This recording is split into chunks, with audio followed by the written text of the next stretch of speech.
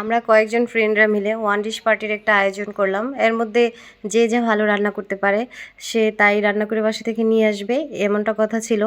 কিন্তু যারা ব্যাচেলর অথবা যারা রান্না করতে পারে না জবের ক্ষেত্রে বিভিন্নভাবে, যাই হোক ওদের জন্য হচ্ছে একটা সুযোগ সুবিধা, ওরা বাহির থেকে খাবার কিনে নিয়ে আসবে, চিপস জুস, তারপর হচ্ছে ওই কোল্ড ড্রিঙ্কসগুলা বা যে যেটা পারে আর কি ওইটা নিয়ে আসবে। তো সবাই মিলে একটা করে আইটেম নিয়ে আসবে, বানিয়ে হোক অথবা কিনে হোক। তো এর মধ্যে আমিও একটা আইটেম পেলাম। তো এর মধ্যে আমি যেটা ভালো পারি, আমার মনে হলো যে সহজ হবে এবং আমার কাছে ভালো লাগে চিকেন নাগেটসটা। তো এটাই আমি বানিয়ে নিয়ে যাই এবং এটা নিয়ে যাওয়ার ঝামেলা খুবই কম। শুকনো একটা খাবার সহজেই ক্যারি করা যাবে। তো আমি চিকেন নাগেটস বানিয়ে নিলাম। আর এই চিকেন নাগেটসের রিভিউ আমি অনেক ভালো ভালো পাইছি। আমার বাসায় গেস্টরা আসলে আমি এটা বানাই, তখন ওরা খুব প্রশংসা করে এবং আমার বাসার লোকজনও, বাচ্চারাও এটা খুব পছন্দ করে।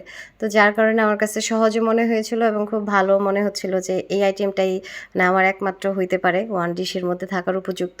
তো আমি বানিয়ে নিয়ে গেলাম।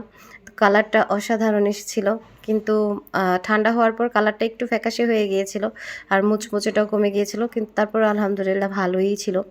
তো এই যে আমার ওয়ান ডিশ পার্টির আইটেমটা। সবাই ভালো থাকবেন। আল্লাহ হাফিজ।